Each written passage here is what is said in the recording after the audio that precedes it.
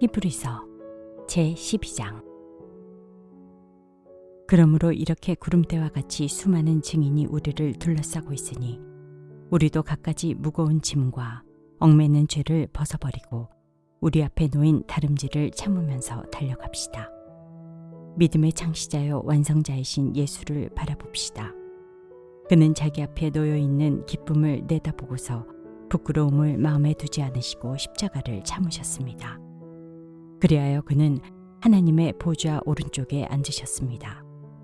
자기에 대한 죄인들의 이러한 반항을 참아내신 분을 생각하십시오. 그리하면 여러분은 낙심하여 지치는 일이 없을 것입니다. 여러분은 죄와 맞서서 싸우지만 아직 피를 흘리기까지 대항한 일은 없습니다.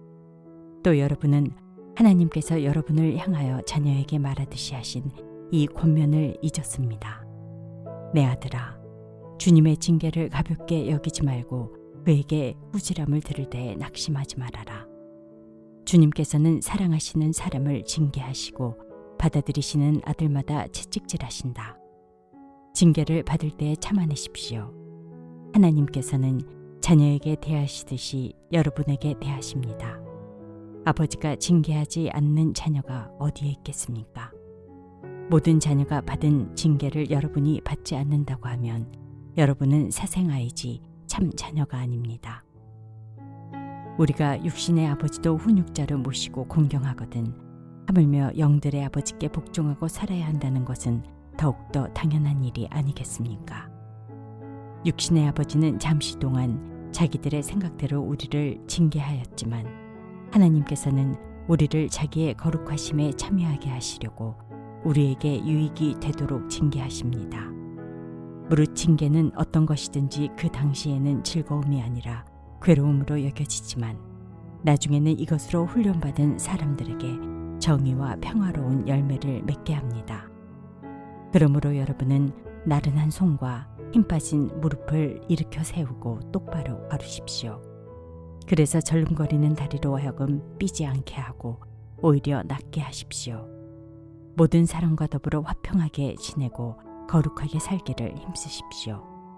거룩해지지 않고서는 아무도 주님을 뵙지 못할 것입니다. 하나님의 은혜에서 떨어져 나가는 사람이 아무도 없도록 주의하십시오. 또 쓴뿌리가 돋아나서 괴롭게 하고 그것으로 많은 사람이 더러워지는 일이 없도록 주의하십시오. 또 음행하는 자나 음식 한 그릇에 장자권을 팔아넘긴 에서와 같은 속된 사람이 생기지 않도록 주의하십시오. 여러분이 알다시피 에서는 그 뒤에 축복을 상속받기를 원하였으나 거절당하였습니다. 그는 눈물을 흘리면서 구하였건만 회개할 기회를 얻지 못하였습니다.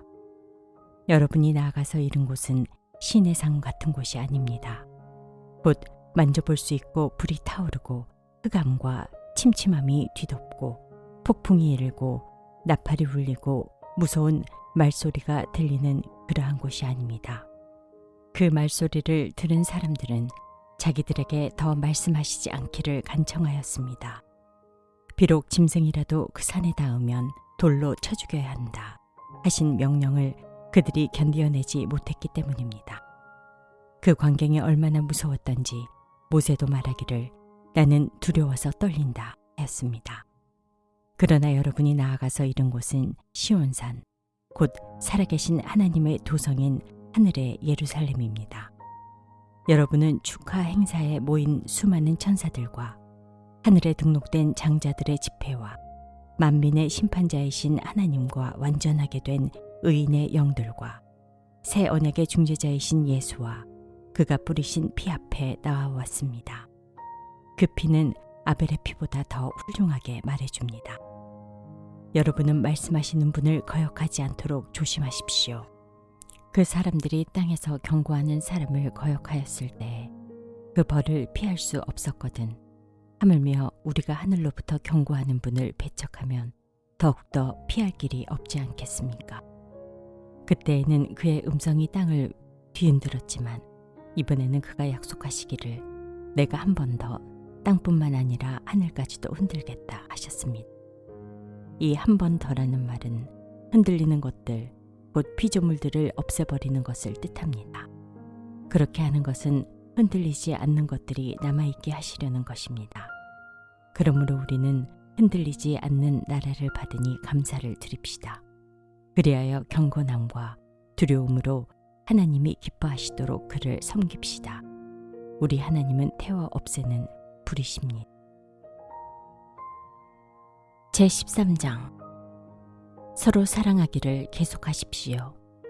나그네를 대접하기를 소홀히 하지 마십시오. 어떤 이들은 나그네를 대접하다가 자기들도 모르는 사이에 천사들을 대접하였습니다. 감옥에 갇혀있는 사람들을 생각하되 여러분도 함께 갇혀있는 심정으로 생각하십시오.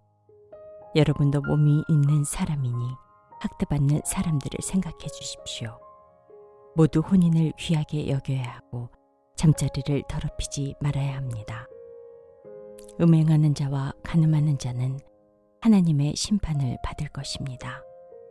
돈을 사랑함이 없이 살아야 하고 지금 가지고 있는 것으로 만족해야 합니다.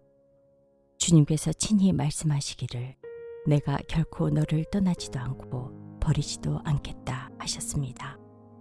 그래서 우리는 담대하게 이렇게 말합니다.